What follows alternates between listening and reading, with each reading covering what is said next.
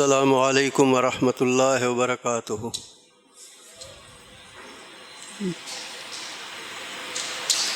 ان الحمد للہ نحمده ونستعینه ونستغفره ونؤمن به ونتوکل علیہ ونعوذ باللہ من شرور انفسنا ومن سیئات اعمالنا، من يهده الله فلا مضل له ومن يضلل فلا هادي له، وأشهد أن لا إله إلا الله وحده لا شريك له، وأشهد أن محمدا عبده ورسوله.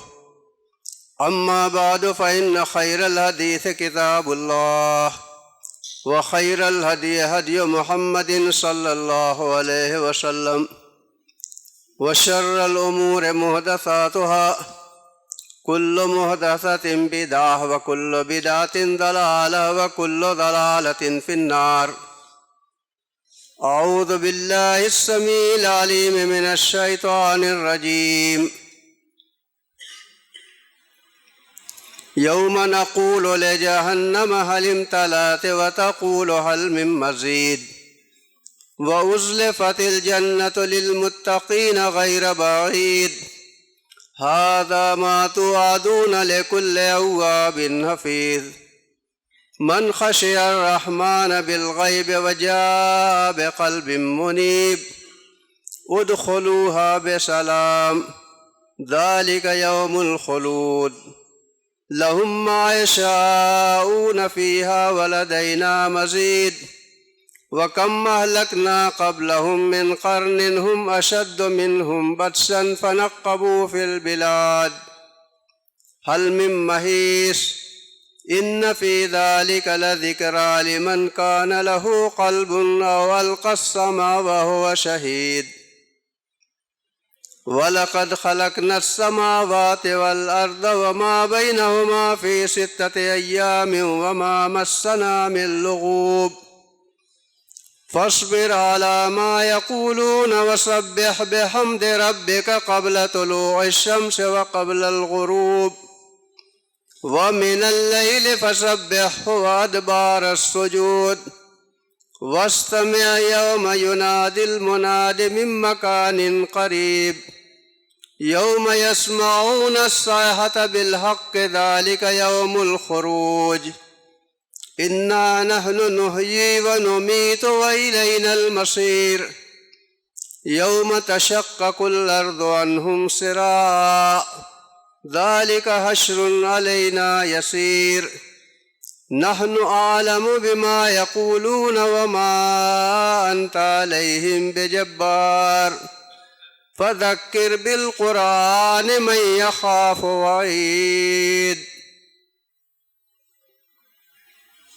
قال الله تعالى في القرآن المجيد: يوصيكم الله في أولادكم للذكر مثل حظ الأنثيين، فإن كن نساء فوق 2 فلهن ثلثا ما ترك، وإن كانت واحدة فلها النصف، ولأبويه لكل واحد منهما السدس مما ترك إن كان له ولد، فإن لم يكن له ولد وورثه أبواه فلأمه الثلث من بعد وصية يوصي بها أو دين. آباؤكم أو أبناؤكم لا تدرون أيهم أقرب لكم نفعا، فريضة من الله، إن الله كان عليما حكيما.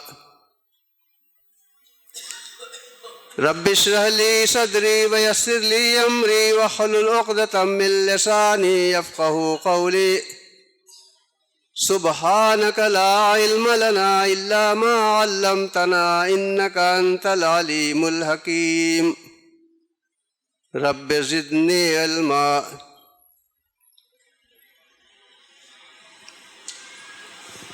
برادران اسلام، حاضرین جمعہ،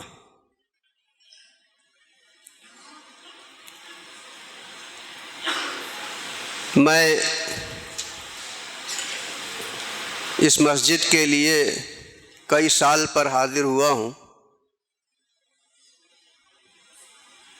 ابو القاسم عبدالعظیم معاونات بھنجن یو پی سے،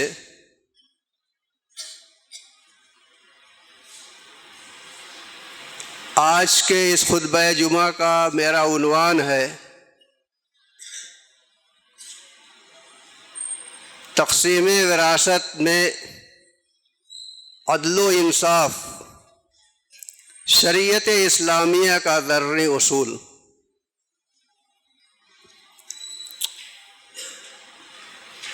تقسیم وراثت میں عدل و انصاف، شریعت اسلامیہ کا ضروری اصول۔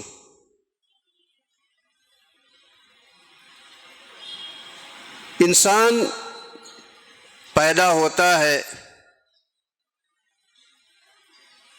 اور وفات پا جاتا ہے۔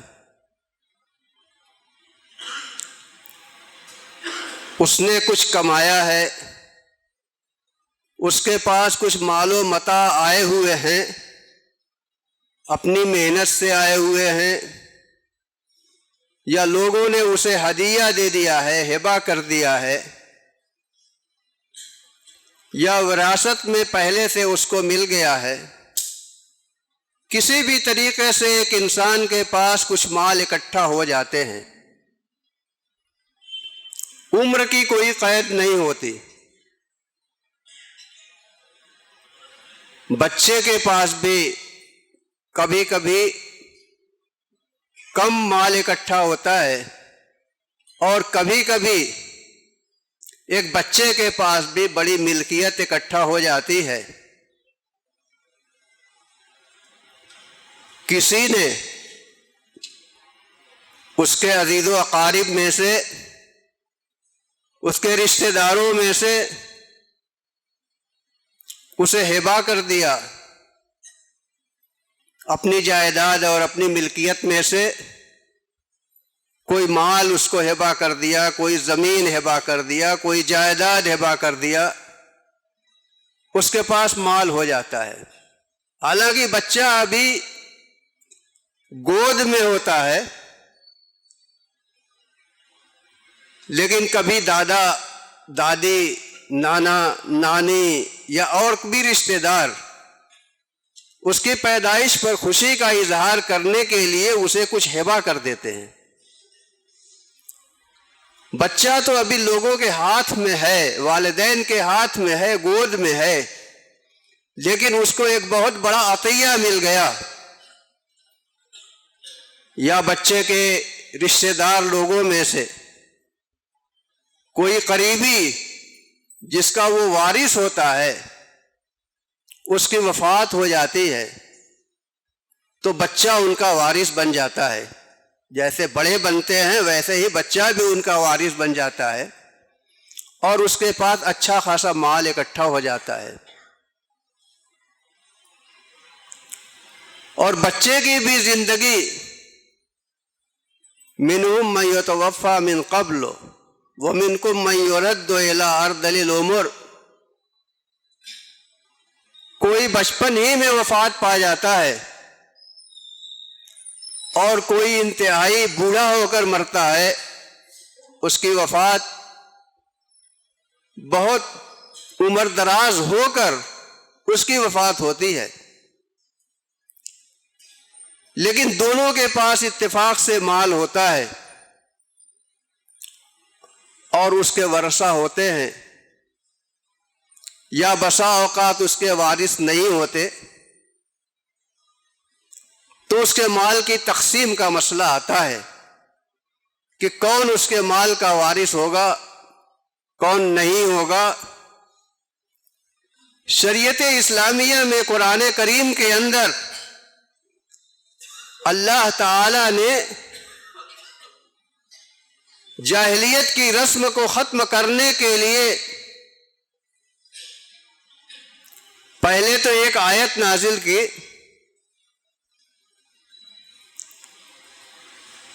للرجال نصیب مما اکتسبوا وللنساء نصیب مما اکتسبن۔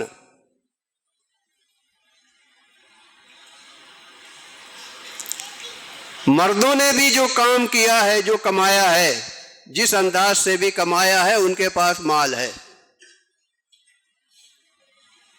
مرد لوگ اپنے مال کے حقدار ہوتے ہیں اور عورتوں کے پاس بھی مال اکٹھا ہوا ہے، کسی بھی طریقے سے اکٹھا ہوا ہے،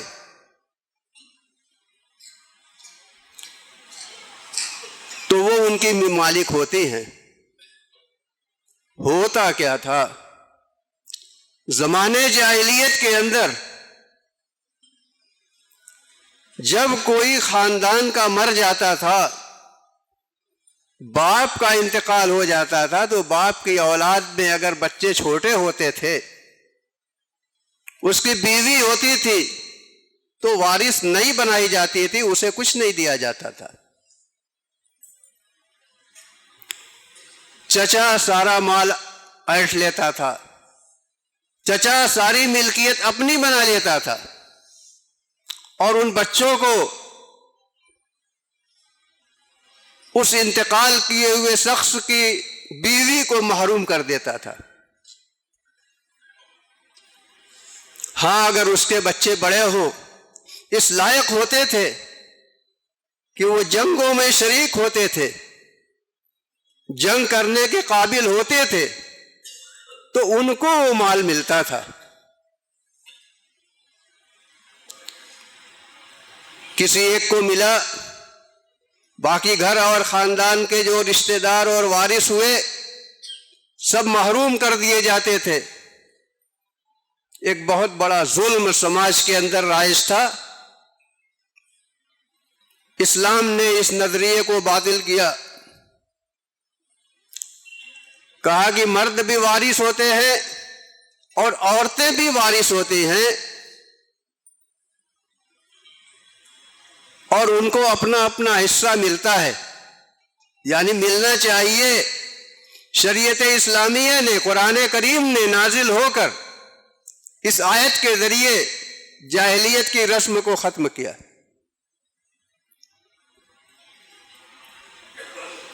اس کے بعد سورہ نساء کی 11 سے 14 نمبر تک کی آیتیں نازل ہوئیں، جس میں 11 اور 12 نمبر کی آیتوں میں کس کو وراثت میں کیا ملے گا، کتنا ملے گا، کون کون لوگ وارث ہو تو کس کو کتنا ملے گا، پوری تفصیل بیان کر دی۔ اور پوری تفصیل دونوں آیتوں کے اندر بیان کرنے کے بعد 13 اور 14 نمبر کی آیت میں اللہ تعالیٰ نے کہا کہ یہ اللہ کی حدیں ہیں، یہ اللہ تعالیٰ کا بنایا ہوا قانون ہے، اور اس میں ایک ایک چیز جو بیان کی گئی ہے، اگر اس میں ادنا سی بھی، معمولی سی بھی خلاف ورزی کی جائے گی تو اللہ کی بنائی ہوئی حد کو پار کرنا ہوا۔ اگر اللہ کی حد پر کوئی قائم رہے گا تو اللہ تعالیٰ اس کو جنت نصیب کرے گا، آخرت میں جنت نصیب کرے گا۔ دنیا کی زندگی تو اچھی ہوگی، آخرت میں اس کو جنت کا حقدار بنائے گا۔ اور اگر کسی نے اس میں تجاوز کیا، حد کو پار کر دیا، کسی کو کم دیا، کسی نے کل مال اپنے حق میں کر لیا، جس طریقے سے بھی کسی نے کوئی ترمیم تبدیلی کی، تو اس کو آخرت میں اللہ تعالیٰ جہنم نصیب کرے گا۔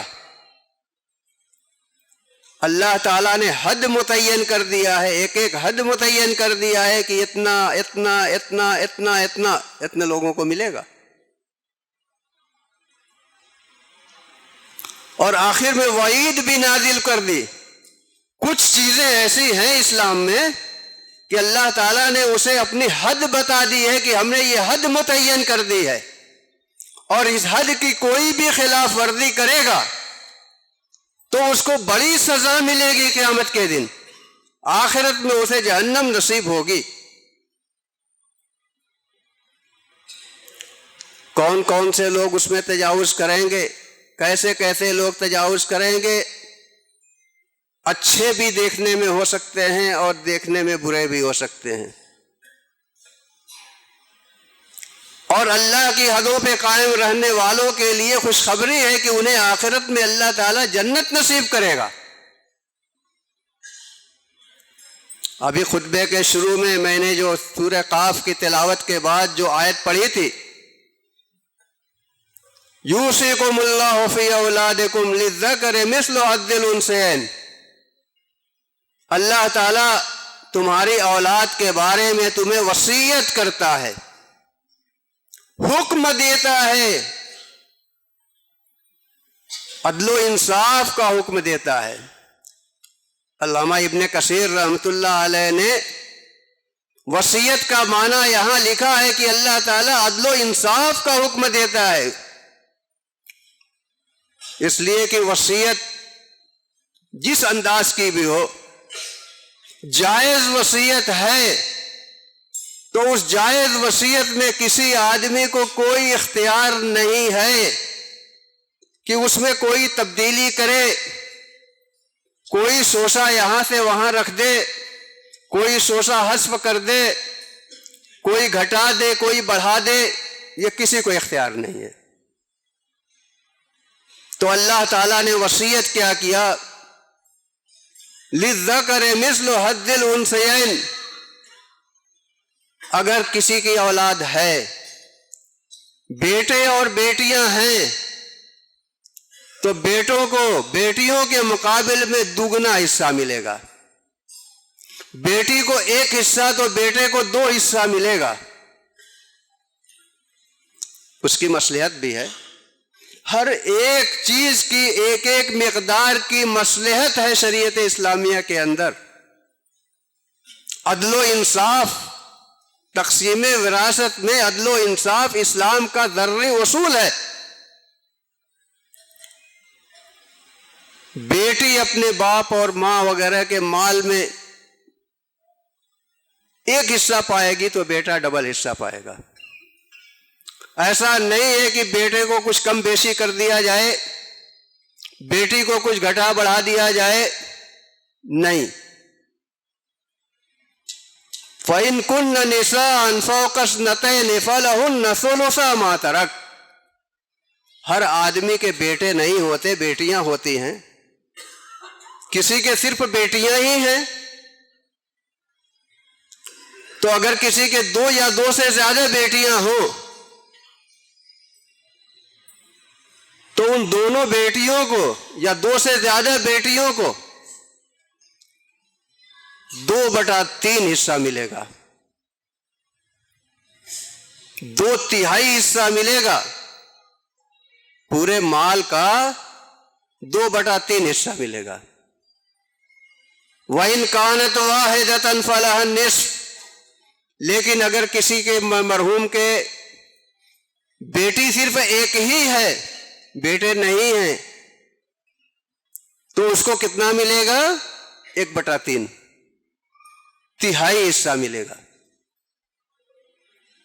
وَلِأَبَوَيْهِ، اور اس کے والدین بھی موجود ہیں، تو وَلِأَبَوَيْهِ لِكُلِّ وَاحِدٍ مِّنْهُمَا السُّدُسُ، اور اس کے والدین کے لیے، اس کے ماں باپ کے لیے اس مال کے اندر 1/6 حصہ ملے گا، 1/6۔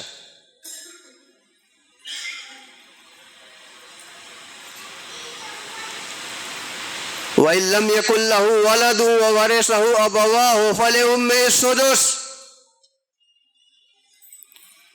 اور اگر اس کے اولاد نہ ہو اور والدین دونوں ماں باپ وارث ہو رہے ہیں، تو ان کو کتنا ملے گا؟ ماں کو 1/3 ملے گا، باپ کو 1/6 اور ماں کو 1/3 حصہ ملے گا۔ لیکن یہ تقسیم سے پہلے اس بات کا خیال رکھنا ضروری ہے، من بعد وصیت یوصی بہا او دین، قرض ہے کسی کے ذمے، کاروبار کرتا تھا، کسی ضرورت سے قرض لیا تھا، اور بھی کوئی ضرورت پڑی تھی جس کی وجہ سے وہ مقروض تھا، اس کے ذمے قرض تھا، تو پہلے اس پورے مال سے حدیثوں کے مطابق سب سے پہلے اس کے کفن دفن کا انتظام کیا جائے گا۔ اس مال میں سے سب سے پہلے اس کے کفن دفن کا انتظام کیا جائے گا۔ کفن دفن کا انتظام کرنے کے بعد اس کی وصیت دیکھی جائے گی، لیکن پہلے قرض دیکھا جائے گا کہ اب قرض کتنا ہے۔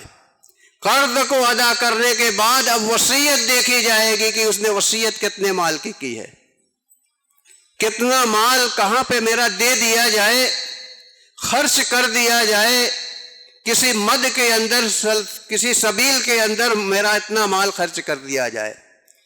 لیکن وصیت 1/3 مال سے زیادہ نہیں ہوتی، 1/3 سے زیادہ وصیت نہیں ہوتی۔ 33% مان لیجئے کہ زیادہ سے زیادہ اگر کوئی آدمی کسی کو وصیت کرتا ہے تو 1/3 33% وصیت کر سکتا ہے۔ لیکن محدثین، مفسرین، علماء اسلام، فقہاء اسلام سب نے یہ کہا ہے کہ زیادہ سے زیادہ اس کو اختیار اس بات کا ہے کہ 1/3 1/3 وصیت کرے، لیکن اس سے کم کرتا ہے تو بہتر ہے۔ 25% ہی کرتا ہے تو اور بہتر ہے۔ ایک دم آخری حد کو نہ پہنچے، 33% کو نہ پہنچے، بلکہ اس کے اندر ہی رہے، 20%، 25%، 30%۔ اگر وہ رہ جاتا ہے تو اچھا کرتا ہے، وہ برا نہیں کرتا۔ حالانکہ مال کم خرچ کر رہا ہے لیکن اپنے وارثین کے لیے زیادہ چھوڑ رہا ہے۔ ہمارے سماج میں اس کا الٹا لوگ سمجھتے ہیں، کہتے ہیں اگر بھائی نیکی کے لیے نہ کیا تھا، نیکی کے لیے کر دے، جتنا چاہے کر دے، نیکی کے لیے کر دے تو صرف نیکی یہی نہیں ہے کہ وہ اپنے مال کی وصیت کر جائے، نیکی یہ ہے کہ ان تترک ورثتک اغنیاء خیر لہ من ان تترک آلۃ یتکففون الناس۔ بہت سے لوگ اپنا پورا مال وصیت کر جاتے ہیں، وہ وصیت نافذ نہیں ہوتی۔ کسی نے اگر اپنے پورے مال کی وصیت کر دی ہے تو وہ وصیت نافذ نہیں ہوتی۔ رسول اللہ صلی اللہ علیہ وسلم کے زمانے میں وصیت کرنے والوں نے، کسی کے پاس 6 غلام تھے، 6 غلام تھے اور کوئی اس کا وارث نہیں تھا۔ آپ نے 6 کو غلاموں کو واپس منگایا، 2 کو آزاد کیا، 2 کو آزاد کیا، 4 کو واپس لیا۔ کہنے کو تو نیکی کیا تھا اس نے، لیکن اسلام اجازت نہیں دیتا کہ اپنے مال کو اس طرح سے اپنی سمجھ کے مطابق خرچ کر دو۔ شریعت اسلامیہ نے جو اصول متعین کیے ہیں اس اصول کے اندر ہی آپ کو خرچ کرنا ہوگا۔ اسی طریقے سے آگے کی آیتوں میں بھی بہت سی تفصیل ہے۔ 11 نمبر کے بعد 12 نمبر کی آیتوں میں بھی تفصیل ہے، 13-14 نمبر کی آیتوں میں بشارت بھی دی گئی ہے اور تحدید بھی کی گئی ہے، وعید بھی کی گئی ہے، ڈرایا بھی گیا ہے۔ اور کبھی کوئی آدمی وفات پاتا ہے، اس کے بیٹی بیٹا نہیں ہوتے، اس کی اولاد نہیں ہوتی، کلالہ جس کو کہتے ہیں کہ وہ آدمی کلالہ ہوتا ہے۔ سورہ نساء کی آخری آیت کے اندر کلالہ کا بھی ذکر ہے، جس کے نہ ماں باپ ہوتے ہیں اور نہ بیٹی بیٹا ہوتے ہیں، اس کی بہنیں ہوتی ہیں، بھائی بہن ہوتے ہیں۔ تو بھائی بہن کا بھی حصہ بتایا گیا کہ ایسی صورت میں بھائی بہن کا بھی حصہ ہوتا ہے۔ للذکر مثل حظ الانثیین، ایک بیٹی، بیٹوں کو اس کا دگنا، ایک بیٹی کے دگنا اس کے بھائی کو ملے گا۔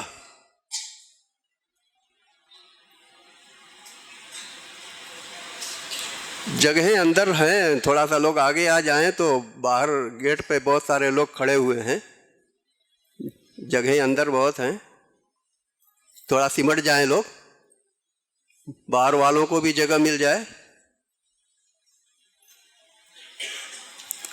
تو اس طریقے سے اللہ تعالیٰ نے یہ وصیت کیا ہے، یہ فرمان جاری کیا ہے اور اس پہ تحدید کیا ہے، لیکن اس کے باوجود عدل و انصاف میں کچھ اسباب ہوتے ہیں جو مانع ہو جاتے ہیں، یا تو واقعتاً مانع ہوتے ہیں یا واقعتاً مانع نہیں ہوتے، لیکن غلط فہمی کی بنیاد پر مانع سمجھ لیا جاتا ہے۔ کبھی ایسا ہوتا ہے کہ آدمی عدل و انصاف کرتا ہے، تقسیم صحیح ہو جاتی ہے، لیکن شک ہو جاتا ہے کہ مجھ کو تو اتنا مال تھا، اس میں سے اتنا ہی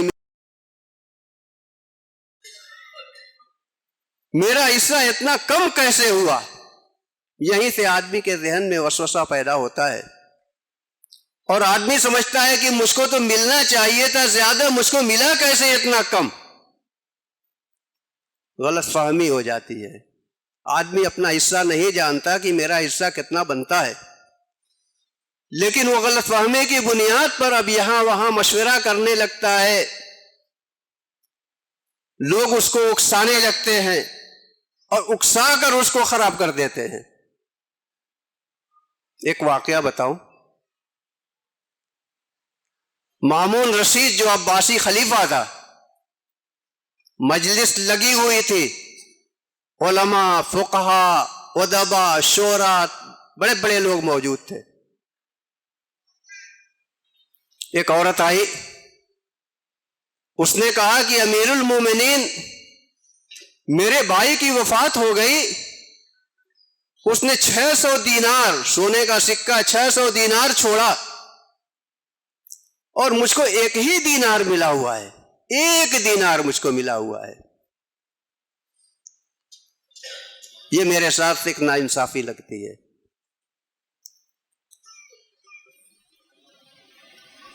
ہمارے علماء کو دیکھیے، ہمارے خلفاء کو بھی دیکھیے کہ کس قدر جانکاری رکھتے تھے اس علم کے بارے میں، جس علم کے بارے میں رسول اللہ صلی اللہ علیہ وسلم نے فرمایا تھا کہ تعلم الفرائض، فرائض، علم میراث کو سیکھو،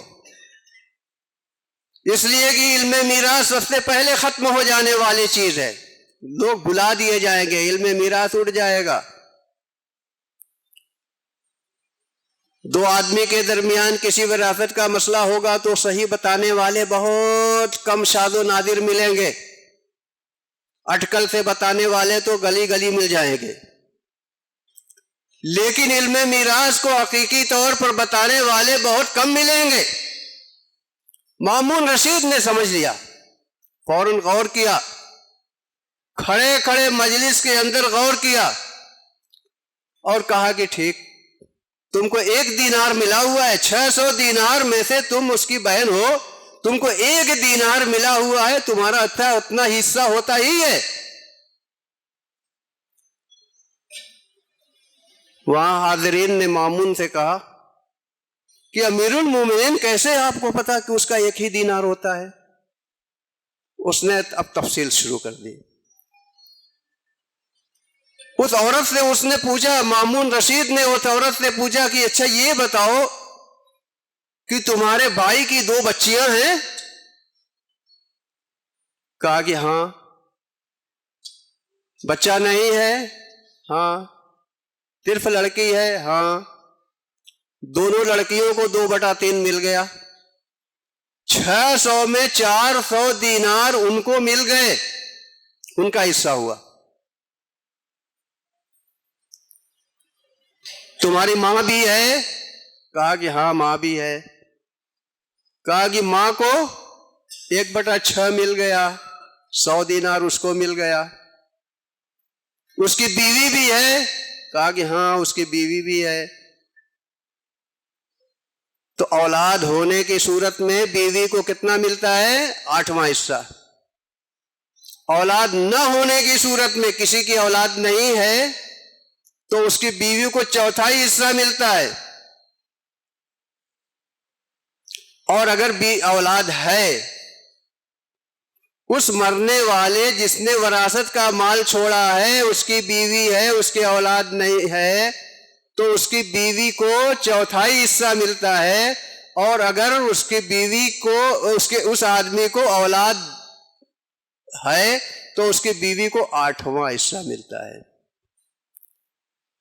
کہا کہ مل گیا اس کو بھی 75 دینار اس کو مل گیا، بچا کتنا؟ 25۔ تمہارے 12 بھائی ہیں؟ کہا کہ ہاں 12 بھائی ہیں۔ کہا کہ 2 دینار ان کو مل گیا۔ 12 بھائی ہیں، ان کو 2 دینار مل گیا۔ تم ایک بہن ہو، تم کو 1 دینار مل گیا، 600 پورا ہو گیا۔ شریعت کے ذرّی اصول کے مطابق یہ میراث تقسیم ہو گئی ہے۔ اس میں کسی کو کسی اعتراض کا حق نہیں ہے کہ کمی بیشی محسوس کرے اور کوئی کہے کہ تم کو کم ملا اور تم کو فلانے کو زیادہ مل گیا۔ وہ عورت مطمئن ہو کر گئی، بتانے والے ایسے لوگ تھے، اس نے نہیں بتایا تھا پہلے کہ میرے ایسے لوگ ہیں، بھائی کی وفات ہوئی تو والدین بھی تھے، ماں بھی تھی، اور اس کی بیوی بھی تھی، اور اس کی 2 بچیاں بھی تھیں، اور بھائی بھی اتنے تھے، اور میں ایک بہن ہوں۔ بتایا نہیں تھا۔ مامون نے فوراً حساب لگایا، اور حساب لگا کے اس کو سمجھا دیا، اور اس عورت نے اعتراف کیا، اعتراف کر کے وہ گئی کہ صحیح کہہ رہے ہیں آپ۔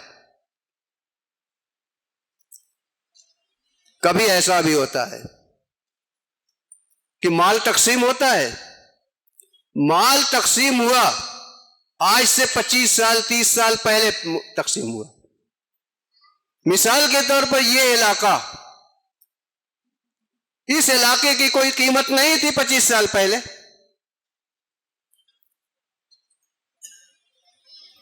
لیکن چار مینار کے پاس علاقہ جو ہے قیمتی تھا، کسی کا مکان وہاں تھا،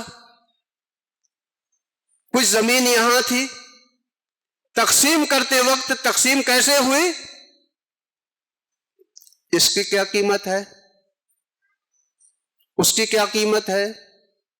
ایک بھائی کو یہاں مل رہا ہے تو کتنا ملنا چاہیے تاکہ دونوں بھائیوں کو برابر قیمت کا نصیب ہو؟ وہاں کسی کو 50 گز ملا اور یہاں کسی کو 200 گز ملا، 150 گز ملا، یہاں کی قیمت کے لحاظ سے 25 سال 30 سال بیت گیا، برابر تقسیم ہوا تھا، اتنی قیمت کا اس کو ملا، اتنی قیمت کا اس کو ملا، لیکن اس کے باوجود 25 سال کے بعد اس علاقے کی ڈیولپمنٹ ہو گیا، یہ علاقہ ترقی کر گیا، اس کی قیمت بڑھ گئی۔ اب جس بھائی کو وہاں 50 گز ہی ملا تھا اور یہاں 200 گز ملا تھا دوسرے بھائی کو، ظاہر ہے کہ یہ اب آج کے زمانے میں ترقی کیا ہے، 25-30 سال کے بعد ترقی کیا ہے۔ تقسیم جب ہوا تھا تو اس وقت اس کی قیمت یہ تھی، اور تقسیم کے وقت وہاں کی قیمت الگ تھی، لیکن برابر کر کے تقسیم ہوا۔ اب جس بھائی کو وہاں 50 گز ملا ہوا تھا، آج وہ کہہ رہا ہے کہ تمہاری تو زمین کی اتنی قیمت ہو گئی، پھر سے تقسیم ہوگا، پھر سے تقسیم ہوگا، اس لیے کہ تمہارے مال کی قیمت اتنی ہو گئی۔ جب تقسیم ہوا تھا تو صحیح تقسیم ہوا تھا، آج دوسرا جو ہے جو جوڑ رہا ہے حساب، تو اس کا ذہن کل بلا رہا ہے، اور ذہن اس کو کہہ رہا ہے کہ نہیں پھر سے تقسیم ہونی چاہیے۔ یہ مطالبہ غلط ہے۔ تم کو یہاں ملا ہوتا، اس کو وہاں ملا ہوتا تو تم خاموش رہتے۔ آج اس کی قسمت سے اس کا ڈیولپمنٹ ہوا ہے، یہ علاقہ ترقی کر گیا ہے، قیمتی ہو گیا ہے، تو اس کی قسمت کی بات ہے۔ اب تقسیم نہیں ہوگا، جو تقسیم ہو چکی تھی وہی تقسیم قائم رہے گی۔ اور اسی پر صبر کرنا پڑے گا کہ مجھ کو صحیح ملا تھا، غلط نہیں ملا تھا۔ کبھی ایسا بھی ہوتا ہے کہ باپ دادا نے کوئی سوسائٹی اور تنظیم قائم کی تھی جس میں انہوں نے یعنی 1 صدی پہلے پیسہ لگایا تھا، اور اس کے بعد انہوں نے اپنا وارث بنایا، نامنی ہوتی ہے۔ جتنے لوگ پیدا ہوتے جائیں گے سب کی نامنی نہیں ہوگی اس میں، اصول کے مطابق، سرکاری اصول کے مطابق خاندان کا ایک آدمی اس میں وارث مانا جائے گا، اور پھر وہ اپنے تمام ورثہ پیدا ہونے والے اور سلسلہ جو چلتا جا رہا ہے سب کا ذمہ دار وہ ہوگا کہ یہاں سے جو حصہ مل رہا ہو لے جا کے اپنے خاندان کے جن لوگوں کا حصہ جتنا بنتا ہے ان کو پورا پورا عطا کر دے۔ ہر آدمی چاہتا ہے کہ میرا نام آ جائے، وہ چاہتا ہے کہ میرا بھی نام رہے، میرا بھی نام رہے، یہ اصول نہیں ہے۔ نامنی میں ایک آدمی کا نام آتا ہے، بینک میں بھی نامنی ہوتی ہے، باپ بھائی کا کوئی بھی کسی کا نام دے دیتا ہے۔ تو مطلب یہ نہیں ہوتا کہ مر جانے کے بعد آپ اس کے مال کے وارث ہو گئے، آپ اس کے مال کے نگہبان ہیں، آپ اس کے مال کے رکھوالے ہیں، اور آپ اس مال کو حاصل کرنے کے بعد ورثہ میں جتنا جس کا حصہ ہوتا ہے اتنا لے جا کر اس کو پہنچا دے۔ اگر آپ نے گھٹایا بڑھایا تو آپ اس کے ذمہ دار ہوں گے، اور اگر آپ نے صحیح صحیح پہنچا دیا ہے تو آپ کو وہی جنت کی خوشخبری ملی ہوئی ہے۔ لیکن بہت سے لوگ گڑبڑ کر دیتے ہیں، یا تو مال حاصل ہوگا تو دھیرے سے رکھ لیں گے، ورثہ میں نہیں تقسیم کریں گے، اور اگر پول کھل گیا کہ بھائی کو اس سوسائٹی سے، اس کمیٹی سے، اس تنظیم سے اتنا پیسہ ملا ہوا ہے تو مطالبہ کرتے ہیں، اور جب مطالبہ کرتے ہیں تو کہتا ہے کہ نام تو میرا ہے نا، میں نہ وارث ہوں۔ نہیں بھیا، آپ وارث نہیں ہیں تنہا، آپ تو صرف نگہبان ہیں، صرف ذمہ دار ہیں، اور آپ کو وہ مال اپنے وارثوں تک پہنچانا ہے۔ لیکن آدمی دبانے کی کوشش کرتا ہے، اور کبھی کبھی پہلے سے معلوم رہتا ہے کہ ملنے والا ہے۔ بھائی بہن وغیرہ جو وارث ہوتے ہیں سب امید لگائے رکھتے ہیں، اور کبھی پول کھل بھی جاتا ہے کہ اتنا ملا ہوا ہے، لیکن بھائی اپنے بہنوں کو دھیرے سے پہنچا دیتا ہے۔ کتنا پہنچا دیتا ہے؟ تھوڑا سا پہنچا دیتا ہے۔ تھوڑا سا پہنچانے کے بعد کرتا کیا ہے کہ غلط طریقے سے کہہ دیتا ہے کہ میں مولوی صاحب سے پوچھا تھا، مولوی صاحب نے کہا ہے کہ تمہارا اتنا ہی ہوتا ہے۔ مولوی صاحب کو خبر بھی نہیں ہوتی، مولوی صاحب کو علم ہی نہیں ہوتا، پتہ ہی نہیں ہوتا، اور بہن کو تسلی دینے کے لیے مولوی صاحب کا حوالہ دے دیتا ہے کہ مولوی صاحب نے کہا ہے کہ تمہارا اتنا ہی ہوتا ہے۔ ڈبل گناہ کیا، بہن کو کم دینے کا بھی گناہ کیا، اور مولوی صاحب کا سہارا لے کر اس نے جو غلط کیا ہے تو مولوی صاحب کو بھی اس نے گھسیٹنے کی کوشش کیا ہے تاکہ بہن خاموش ہو جائے گی۔ ایک صاحب کا معاملہ تھا، 2 لوگ تھے، 4 بھائی تھے، 4 حصے کی زمین تھی۔ باپ چاہتے تھے کہ ان بھائیوں کو ہم، اس میں سے ہمارے ہاں منڈا بولا جاتا ہے، تقریباً 2500 گز مربع کا ہوتا ہے، 2500 فٹ مربع کا ہوتا ہے۔ تو باپ نے چاہا کہ چاروں لڑکوں کو ایک ایک منڈے زمین میں دے دوں۔ اس میں سے ایک آدمی کہتا ہے کہ میں نے مولوی صاحب سے پوچھا ہے، مولوی صاحب نے کہا ہے کہ تمہارا آدھا ہوتا ہے۔ تو ایک بھائی آدھا لے لے گا تو 2-3 بھائی کیا کریں گے؟ آدھے میں 3 شریک ہوں گے۔ کون مولوی کہہ سکتا ہے کہ تمہارا آدھا ہوتا ہے؟ کوئی آدمی نہیں کر سکتا کہ تمہارا آدھا ہوتا ہے، لیکن اس نے غلط طریقے سے اپنے والد کو دھوکہ دینے کی کوشش کی۔ اتفاق کی بات ہے کہ اس کے والد صاحب اور ایک ذمہ دار کے ساتھ وہ آ کر خود مجھ سے ملے۔ میں نہیں پہچانتا تھا کہ یہ کہاں کے ہیں، کس محلے کے ہیں، خود ہمارے شہر مئو ناتھ بھنجن میں کس محلے کے ہیں، کہاں کے ہیں، کیا ہے، لیکن اس نے میرا حوالہ دیا تھا کہ مولوی صاحب نے کہا ہے کہ تمہارا آدھا ہوتا ہے۔ میں نے کہا کہ کون کہتا ہے جی؟ میں تو آپ کو بھی نہیں پہچانتا، آپ کے بچوں کو بھی نہیں پہچانتا، اس کو ذرا سا لے کے آئیے تو۔ 4 بچے ہیں، چاروں کا برابر برابر ہوگا۔ کہہ کے تو گئے کہ ٹھیک ہے لائیں گے، لیکن وہ بھی غائب، کیا ہوا پتہ نہیں۔ تو اس طریقے سے لوگ دوسرے کے کندھے پہ بندوق رکھ کے چلانا چاہتے ہیں، دوسرے کے کندھے پہ، تاکہ تسلی ہو جائے کہ ہاں مولوی صاحب نے کہا ہے تو غلط تو نہیں ہوگا۔ تو ایسے ایسے لوگ ہوتے ہیں، اور بھی بہت ساری صورتیں اس میں پیدا ہوتی ہیں۔ ایک آخری صورت، اس میں بہت ساری صورتوں میں حذف کرتے ہوئے ایک آخری صورت بیان کرتا ہوں کہ کبھی کبھی وراثت کے مسئلے میں لوگ اس انداز سے پوچھتے ہیں کہ بہت سے وارثین کا نام غائب کر دیتے ہیں، یا تو جان بوجھ کے کرتے ہیں، یا خود انہیں پتہ نہیں ہوتا کہ ان کے اور بھی فلاں فلاں وارث ہیں۔ اگر ان کو علم نہیں ہے تو انہیں پہلے پتہ کر لینا چاہیے، تاکہ مولوی صاحب کے ہاتھ سے یا دارالافتاء سے جو فتویٰ نکلے وہ صحیح نکلے۔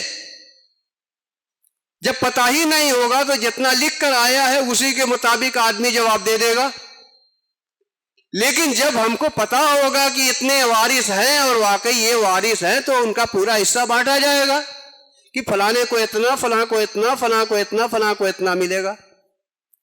تو یا تو جان بوجھ کے وارثوں کو حذف کیا جاتا ہے تو یہ بہت بڑا گناہ ہے، اور اگر لا علمی کی بنیاد پر تو وہ فتویٰ بھی غلط ہے۔ وہ فتویٰ دینے والے، فتوے کا جواب دینے والے نے جواب تو دے دیا، لیکن وہ جواب غلط ہے۔ ان کو جتنا بتایا گیا اس کے مطابق انہوں نے بتا دیا،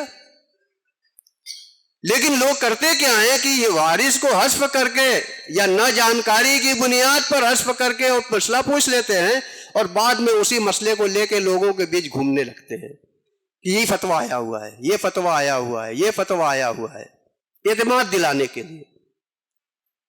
اگر ایسا کوئی بھی مسئلہ آتا ہے تو وہ مسئلہ رد ہوتا ہے۔ مفتی کو بھی معلوم ہو جائے تو مفتی بھی اپنے فتوے کو رد کرے گا، لیکن ہاں کبھی کبھار ایسا ہوتا ہے، شاذ و نادر ایسا ہوتا ہے کہ کبھی مفتی کسی وارث کی حمایت میں فتوے کو غلط کر دیتا ہے۔ یہ سب سے بڑا گناہ ہے۔ مفتی وارث کی حمایت میں فتوے کو غلط کر دیتا ہے تاکہ فلانے کو یا تو نہ ملے، یا فلانے کو کم ملے، یا فلاں کو زیادہ مل جائے۔ اگر مفتی کی طرف سے ایسا کبھی ہوتا ہے تو مفتی بہت بڑا مجرم ہے۔ آیت کے آخر میں جو دردناک عذاب کی بات کہی گئی ہے، مفتی صاحب بھی اس میں شامل ہوں گے۔ یہ مسئلہ اتنا نازک ہے کہ رسول اللہ صلی اللہ علیہ وسلم نے ایک حدیث کے اندر فرمایا تھا کہ اگر کسی نے کسی کی میراث کا کوئی بھی حق کاٹ دیا، کم کر دیا، تو اللہ تعالیٰ جنت سے اس کا حصہ کاٹ دے گا۔ مصنف ابن ابی شیبہ کی حدیث ہے، سنن ابن ماجہ کی حدیث ہے کہ اگر کوئی کسی کی میراث کا حصہ کاٹ دیتا ہے، کم کر دیتا ہے، یا بالکل ختم کر دیتا ہے، تو جنت سے اللہ تعالیٰ اس کی میراث ہی کاٹ دے گا۔ اب آدمی بہت سارے نیک کام کرتا ہے، لیکن ایک جگہ جا کر پھنس جاتا ہے کہ جنت سے اس کی میراث کٹ جاتی ہے۔ کیا ہم برداشت کریں گے کہ جنت جو ہمیں ملنے والی ہے، آخرت کی سب سے بڑی نعمت اللہ کی جنت، جو ہم مسلمانوں کو، اسلام کے ماننے والوں کو، اور اسلام چاہے یہ رسول اللہ صلی اللہ علیہ وسلم کا لایا ہوا اسلام ہو، یا آدم علیہ السلام کے زمانے سے لے کے انبیاء کے دور سے گزرتا ہوا اسلام آیا ہو، کسی اسلام کے اندر عدل و انصاف کا دامن چھوڑنے کا کہیں بھی حکم نہیں ہے، کسی بھی معاملے میں عدل و انصاف کا دامن چھوڑنے کا حکم اس انسان کو نہیں ہے۔ ہمیشہ عدل و انصاف کا دامن پکڑنے کی بات ہے کہ عدل و انصاف کا دامن پکڑے رہو تاکہ تم کامیاب ہو جاؤ۔ وقت زیادہ ہو گیا ہے، ورنہ ابھی اس مسئلے میں بہت سی تفصیل ہے، لیکن انشاءاللہ اتنے کے ذریعے کم سے کم آپ کے ذہن میں یہ بات آئی ہوگی کہ وراثت کے مسائل میں ہمیں بہت محتاط رہنا چاہیے۔ رسول اللہ صلی اللہ علیہ وسلم نے تعلم الفرائض کہا تھا، فرائض کو سیکھو، فَإِنَّهَا أَوَّلُ عِلْمِ يُنْسَى، اس لیے کہ یہ پہلا علم ہوگا جو بھلا دیا جائے گا، لوگ بھول جائیں گے۔ وَسَيُقْبَضْ، اور اس علم کو اٹھا لیا جائے گا۔ وَأَنَا مَقْبُوضٌ، اور میں بھی اٹھا لیا جاؤں گا۔ ظاہر ہے کہ جب رسول اللہ صلی اللہ علیہ وسلم لوگوں کے بیچ نہیں رہیں گے اور صحابہ کرام کے بعد اس علم کے جانکار لوگ نہیں رہیں گے تو اس علم میں ایسے ہی افراتفری ہوگی، ناانصافی اور بے اعتدالیاں ہوں گی، اور ہم گناہوں کے شکار ہوتے جائیں گے۔ اللہ تعالیٰ سے دعا ہے کہ ہمیں اور آپ کو، تمام مسلمانوں کو، ایسے جرائم سے، ایسے گناہوں سے محفوظ رکھے، اور ہمیں جو اللہ نے بشارت دیا ہے کہ تمہارے لیے اسی علم کی پاسداری کرنے کی وجہ سے اللہ نے تمہارا حصہ جنت رکھا ہے، اس جنت کو اللہ تعالی ہمارے حق میں نصیب فرمائے اور ہمیں اس کا حقدار بنائے۔ اللہ تعالی ہمارے اور آپ کے درمیان جو بھی مشکل مسائل ہیں، چاہے کسی کے ذاتی مسائل ہوں، چاہے کسی کے خاندانی گھریلو مسائل ہوں، یا قومی مسائل ہمارے بہت سارے ہیں، اللہ تعالیٰ ان مسائل میں ہمیں آسانی پیدا کر دے۔ اللہ تعالیٰ ہمارے مریضوں کو صحت عطا فرمائے، اللہ تعالیٰ ہمارے قرض داروں کو قرض چکانے کی توفیق عطا فرمائے۔ اسی طریقے سے ہماری اور بھی جو حاجات ہیں، اللہ تعالیٰ قضائے حاجات ہے، اللہ تعالیٰ ہماری حاجات کو پوری فرمائے۔ اقول قولی ھذا واستغفر اللہ لی ولکم۔